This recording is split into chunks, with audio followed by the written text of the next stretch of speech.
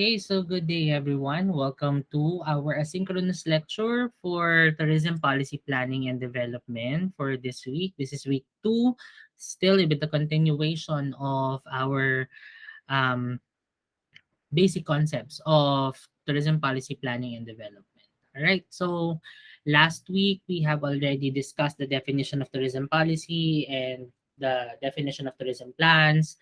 And then we have also discussed, 'di ba, yung ating elements, no, of tourism plans such as yung situation analysis, we have the vision setting and the strategy formulation. We have also discussed the different levels, time frame, scope, and spatial units of tourism plans.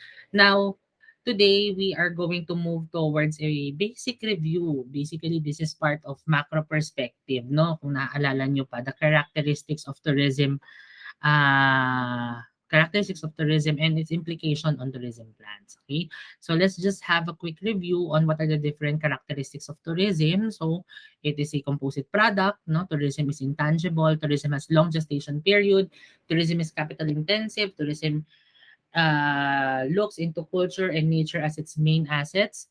Tourism is always subjected to external forces. Tourism exerts impact. Tourism is dynamic and competitive, and tourism involves stakeholders. So, understanding all of these characteristics in mind, we are going to identify what are the implications of these characteristics towards our future plans for development of our tourism attractions or tourism sites and tourism destinations. Okay, tourism is a composite product. Okay? We all know that tourism products are inseparable in nature, meaning to say, tourism is basically a bundle of activities. Sorry about that. Tourism is a bundle of activities. When we travel, we always require different sectors of tourism. Okay, we always require the transportation sector, as a supplier in the hotel sector and the accommodation sector, a supplier in the restaurants and food and beverage, as such, from the attractions, and sometimes, di ba, if this is an event, there should also be MICE. And as well as the public policies. So that also includes the public sector or the government itself. Now, as a composite product, we always look into the context that when we are doing a tourism plan, it should always be viewed in a holistic manner. Meaning to say, we don't just focus on one specific sector of development. Okay? When we develop the sectors that would be involved towards the development of a certain destination. Say for instance, if we want to develop Boracay as a premier beach destination in the entire Asian region. Okay? We don't just look into the context of improving the hotel facilities, okay, na pagsistayan ng mga guests natin. But we also look into the context of improving the transportation and accessibility. We also look into the concept of improving the amenities in the place. What are the different add-on or value-added services that can be added in terms of considering them to be the premier beach destination of Asia? We can also include the attractions, di ba? How do we improve the different attractions and the different activities in the destination itself? Okay? Hindi pwedeng isang sector lang. Hindi pwedeng isang area lang. Okay? Tourism planning involves a holistic approach in terms of developing destinations and attractions. Okay? So normally, the focus of tourism as a composite products falls under the 5 A's of tourism, di ba? Accessibility, accommodation, attraction, activities, and amenities, di ba? Doon pa rin siya iikot sa konteksto na yun. Okay? Tourism is intangible. We all know for a fact, okay, ever since your first year, that tourism products and services are actually the experience. The end goal here is to create a memorable travel experience to our guests.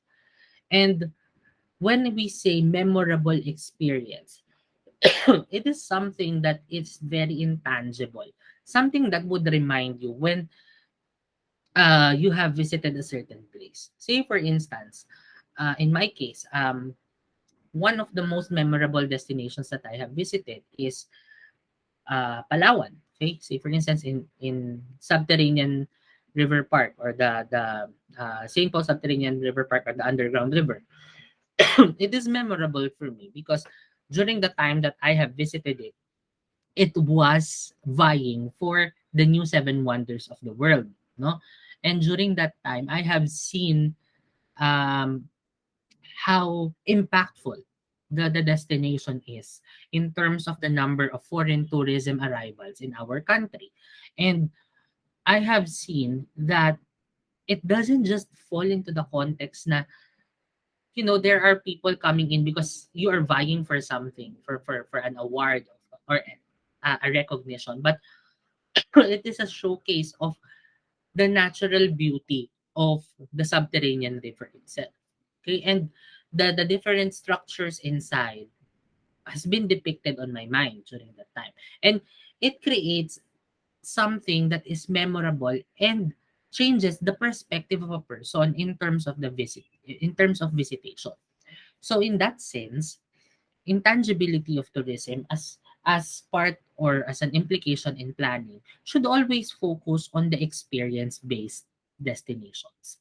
Okay, what do I mean when I say experience based destinations? We create memorable experiences for our tourists every time that they have visited a certain place. It is through making them realize that the existence of a certain attraction and the beauty of the attraction is can only be found in that specific area. Okay? It's basically a highlight, a landmark of the destination itself. Okay? So that. So titingnan din natin kung ano ba talaga yung implications, or kung ano ba yung magke-create ng lasting impression in our guests or in our market. The intangibility. Apart from that, in terms of intangibility of the destinations or intangibility of tourism products, we should also include the training of the local stakeholders, particularly those people or people from the host community who will be serving the guest. Okay, it's very impossible for us to create a positive experience to our guests if we do not provide a specific training for them, no, na para paano ba mag-handle ng tama ng guests, no? How do we greet our guests? What are the standards in terms of escorting our guests? What are the standards in terms of promoting our destination? Okay, so there should always be a standard training for that. Okay, next, there is a long gestation period. Okay, in terms of the long gestation period, we understand that tourism doesn't just reap benefits overnight. Okay, it takes a long time for a destination to be discovered, explore its opportunities, understand its characteristics, create a certain tourism product and a tourism service, create the experience, sell the experience, promote the experience, and then implement the tourism development. And then afterwards, you monitor and evaluate the development. In terms of this, we understand that there is a long gestation period. It doesn't just happen overnight. There is no successful tourism destination happen overnight. Okay? Na parang today na discover, tomorrow boom na agad, no? Yes, ngayon medyo umiksi ang gestation period ng tourism. Why? Because of the existence of social media platforms and um, the online platforms, no? Para ma-promote or makilala ang isang destination. Mas umiksi ngayon ang labanan. Okay? In reality, in this contemporary world, mas umiksi ngayon ang development ng tourism destinations compared nung 80s and 90s na talagang it would really take tourism planners a lot of time, years and years, okay, of understanding how do we promote a certain destination. But now, it's shorter compared to that one. But still, like what I have said, no tourism destination is successful overnight. Okay? Apart from that, people, no, in terms of tourism planning implication, people should understand that developing destination takes a lot of effort, takes a lot of creativity, takes a lot of manpower requirements, and it requires cooperation. Okay? Both internal and external cooperation is required. Okay? And even multi-sectoral cooperation is required in terms of this characteristic of tourism. Tourism is capital intensive. We all know that when we develop a destination, it requires millions and millions of pesos. Okay? It doesn't just fall into the context that I have to spend 500,000, 100,000 to develop a tourism attraction. It would require us to partner with the public sector in order for us to develop, okay, a capital intensive industry like tourism. Okay? It requires people to invest. It requires people, sorry, not just people, but also the government to invest on projects that would increase the development of a certain tourism area. Okay? In terms of the implications of capital intensiveness of the tourism, mainly we have to look into the context of the financial plans of our tourism development documents, no? So who will be our partners and what would be the structure of our partnerships? Or are we doing this project privately, or is it a PPP or a public private partnership? Okay? Or basically it can be a multilateral or a bilateral agreements or multilateral agreements. And then, what would be the benefits of investing on the tourism destination? What is it for the investors? Okay, we should also look into the investor relations in terms of tourism planning. Okay, next, the main assets of culture, the main assets of tourism are the culture and nature. We all know that. Okay, majority, especially here in our country, majority of our destinations are built using culture and nature. One good example of which is we all know for a fact that before the start of the classes, NAS Daily have undergone a lot of speculations and issues about the course of the course that he have launched in NAS Academy, no, yung kay Apo Wangod. Come to think of it, culture itself is very vulnerable, or it has a lot of vulnerabilities, especially indigenous cultures. Indigenous culture in the place. And if you subject this culture to commercialized concepts like that one, yung kay Nas Daily, no, it would flare up a lot of concerns, especially with protection for the rights of the indigenous people, not to be commercialized. Okay? Imagine centuries old na way of tattooing has been sold at what? 499 pesos a month, 'di ba, for that session. Is that even does that even commensurate, or does that even commensurate to the value of that intangible heritage? Okay? So in terms of the implication of our assets in tourism, no, such as culture and nature, should always be a paradigm in terms of protection of these vulnerable people, the protection of the vulnerable minorities such as the indigenous people, the women, the children, 'di ba? We have to take care of these people. As well as the natural environment, our flora and fauna. Hindi naman pwede na magde-develop ka lang ng isang lugar. Say for instance, you want to develop a scuba diving site. Tapos you offer the activities as open water diving without even educating the guests on do not step on the corals or do not touch the corals, 'di ba? Because once you touch them, you basically transfer the heat from your body and it will automatically die, 'di ba? So yung mga simpleng ganon, no, simpleng activities to educate people on protecting and conserving nature and culture is very important in terms of planning. We have to look into this context. We have to look into the regulations that should be implemented in order for us to create a longer and more sustainable tourism development. Okay? Next, tourism developments are subjected to external forces.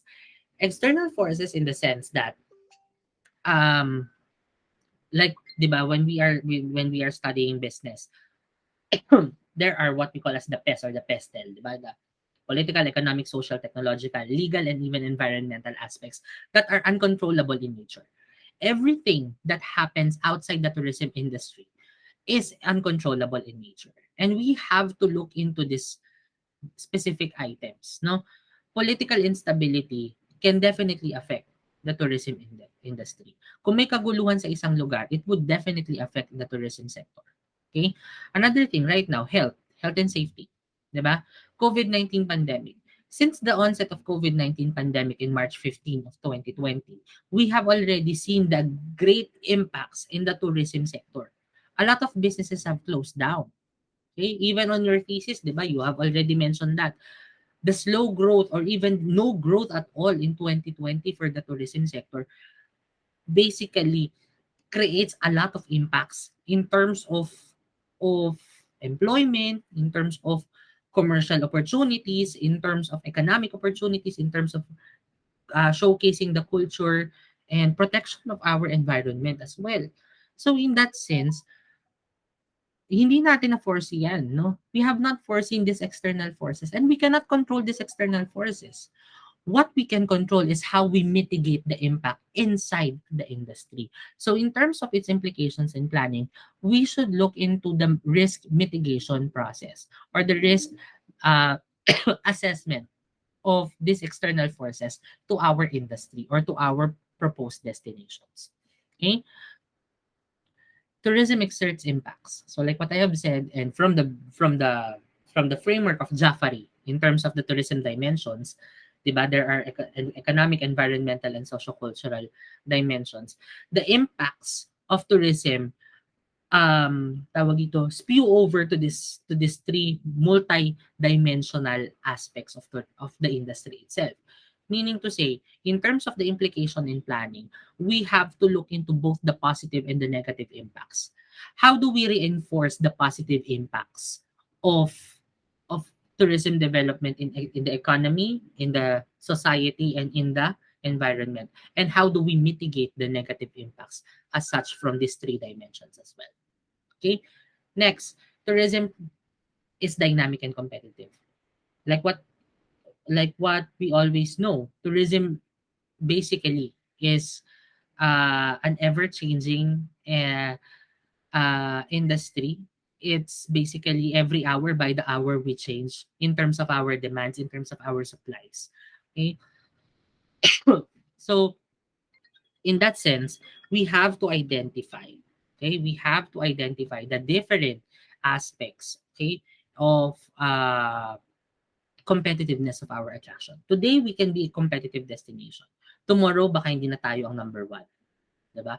We have to look into retaining, okay, and sustaining the competitiveness of our destinations. And last but definitely not the least is we have to involve our stakeholders. Tourism involves stakeholders. Meaning to say, we cannot do a certain development or a certain tourism plan if we cannot involve the people around us. Okay? The people around us, particularly your local community, even the tourists, your investors, the government itself, should be involved in the planning process of the certain destination. Okay? So, next topic that we have today, I hope you have understood our discussion in terms of tourism planning characteristics. We now move forward to the benefits of tourism plan, which is our last topic for this asynchronous session. So there are three main benefits of tourism planning. Number one, tourism planning forces us to focus on the task at hand. Syempre, if there's a plan, there is a requirement for you to look into the framework of the plan itself. What are the things that I need to do today? What are the things that I need to do next month? What are my targets for the end of the year in terms of tourism development? Okay? That's the benefit of planning. If we don't have plan, di ba sabi nga nila, if you fail to plan, okay, if you fail to plan, then if you fail to plan, then you are planning to fail. Okay? So ibig sabihin, kung wala kang plano, definitely ikaw ay dediretso na sa iyong tawag dito, pagbagsak, no? Sa iyong pagkatalo. Okay? So, it's important that we have a black and white, a paper, okay, or a documentation to rely on in terms of the activities that we want to do, okay, as part of our development. Second, planning enhances our critical thinking. Okay, we think beyond the box. Okay, we think outside the box. We create ideas, we share ideas, and we analyze things beyond the expected uh or the beyond the superficial level of a certain situation. So planning involves us to think more in depth in terms of understanding a situation, why does the situation happen in terms of the rationale of the context of your plan. And lastly, because of tourism planning, it becomes more efficient, our works becomes more efficient, we prevent waste of time, money, effort, and we avoid mistakes as well. Okay? So, it's not foolproof that when you make a plan, you avoid mistakes. Mistakes happens always, no? And as such, hindi naman pwedeng perpekto ang isang plano. Walang planong perpekto. Tandaan natin yan. Okay? But the only goal of a plan is for you to at least, 'di ba, rationalize what should be done and what should not be done on certain things for development. Okay? And it also avoids us to waste money and waste efforts of people. We don't want to waste other people's time. We don't want to waste other people's money. Okay? That is why we need to make plans in terms of our developments in the industry. Okay?